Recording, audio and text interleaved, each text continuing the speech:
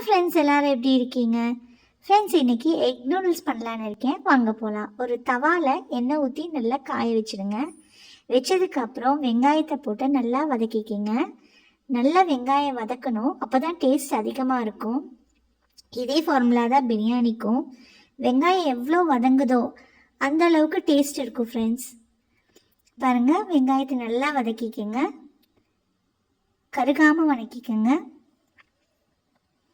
பாருங்கள், இந்த ஸ்டேஜுக்கு வந்ததுக்கப்புறமா நம்ம தக்காளியை அறுத்து போடணும். பொடி பொடியாக அறுத்து தக்காளியை போட்டு நல்லா வதக்கிக்கணும். அது கொஞ்சம் பேஸ்ட் ஆகிற அளவுக்கு வதக்கிக்கிட்டோம்னா டேஸ்ட் ரொம்ப நல்லாயிருக்கும். கருகாமல் வதக்கணும் ஃப்ரெண்ட்ஸ்.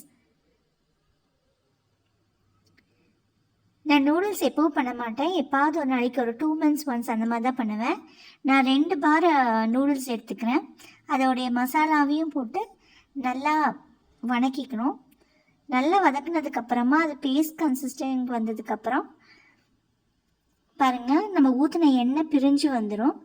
அதுக்கப்புறம் 2 டம்ளர் தண்ணி, 2-2.25 டம்ளர் தண்ணி ஊற்றலாம். இந்த டம்ளரில் பாருங்கள், இதுதான் அளவு. ரொம்ப தண்ணி கம்மியானாலும் ஒரு மாதிரி இருக்கும், நிறைய தண்ணி ஊற்றினாலும் ஒரு 2.25 டம்ளர் ஊற்றினோம்னா நமக்கு நல்லா ஜூஸியாக கிடைக்கும். பாருங்கள், இந்த கேக் வந்து 2 இருக்குது. 2 போட்டாச்சு. உடச்சி விட்டால் பவுடர் ஆகிறதுக்கு, உடச்சி விடாமல் போட்டோம்னா அப்படியே இந்த லென்த்தியாக நூடுல்ஸ் வரும். சாப்பிட்றதுக்கு குழந்தைங்க இன்ட்ரெஸ்டாக சாப்பிடுவாங்க.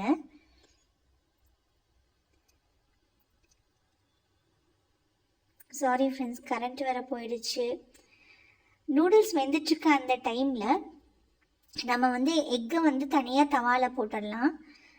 தோசை தவாவில் ஊற்றி 3 போட்டிருக்கேன் பாருங்கள். அதுக்கு மேலே வந்து பெப்பர் அண்ட் சால்ட் போட்டுட்டு ஒரு நிமிஷம் அப்படியே கொதிக்க விடணும். கொதிக்க வச்சதுக்கப்புறம் நம்ம வணக்கினோம்னா இந்த மாதிரி வரும். இல்லைன்னா கொலகொலன்னு ஆகிடும். ஊற்றுனதுமே கிளறினோம்னா கொலகொலன்னு ஆகிடும். முட்டையை வறுத்து வச்சுட்டேன்.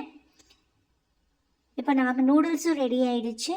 ஸ்டவ் ஆஃப் பண்ணிவிட்டு நம்ம பொரிச்சு வச்சுருக்க முட்டையை எடுத்து இது கூட மிக்ஸ் பண்ணிடணும். சீக்கிரமும் வேலையாகிடும் ஃப்ரெண்ட்ஸ்.